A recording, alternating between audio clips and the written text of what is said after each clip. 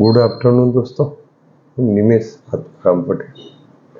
ઘણા દિવસ પછી આ રેકોર્ડિંગ કરી રહ્યો છું. સાતેજ જમીન કમ્પાઉન્ડ અનુસંધાને ફેસબુક લાઈવની અંદર જેટલા પણ વ્યક્તિઓ જોડાતા જાય અથવા ફેસબુક લાઈવ પતે ત્યારબાદ જે પણ વ્યક્તિઓ આ વિડીયો જોઈશ તે દરેક વ્યક્તિઓ મેક્સિમમ શેર કરજો. પ્રજાના હિત માટે, ગરીબ ખેડૂતોના ન્યાય માટે. વાત કરીએ સાતેજ જમીન કમ્પાઉન્ડની. આજે ના છૂટકે મારે કહેવું પડે છે, આઝાદી પછીનો આ એવો કાળ ચાલી રહ્યો છે જ્યાં કોઈ પણ ખેડૂતને આ દિન સુધી ન્યાય મળ્યો હોય તેવું મને દેખાતું નથી. હું આજે સ્પષ્ટ ફેસબુક લાઈવથી આજે જરૂરથી કહીશ, ભાજપ સરકાર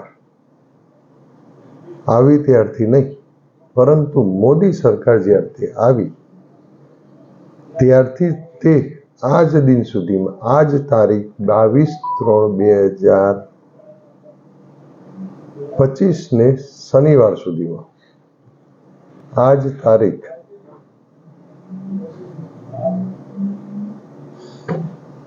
22/3/2025 ને શનિવાર 22:39 સુધીમાં જો કોઈ ખેડૂતને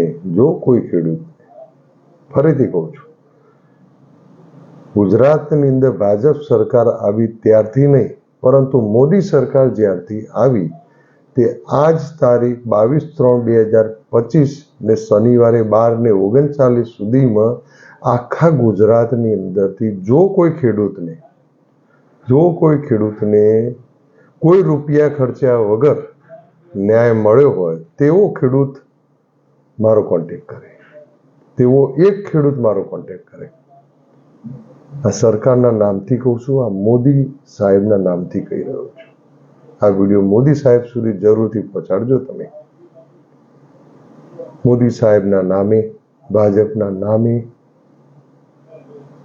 ફક્ત અને ફક્ત ભૂમાફિયાઓ પેદા થયેલા છે. ક્યાંય ભૂમાફિયા શોધવાની જરૂરિયાત નથી. દરેક તાલુકા જિલ્લાની અંદર ભાજપના હોદ્દેદારોને તમે મળો, જમીનનો જ ધંધો કરતા હશે. ભાજપનું નામ, મોદી સાહેબનું નામ ખેસ વાપરીને અધિકારીઓને દબાવીને પોતાના નામ કરાવી લેવામાં આવે છે. પટેલનો દીકરો છું, થાકીશ નહીં, ક્યારેય નહીં થાકો.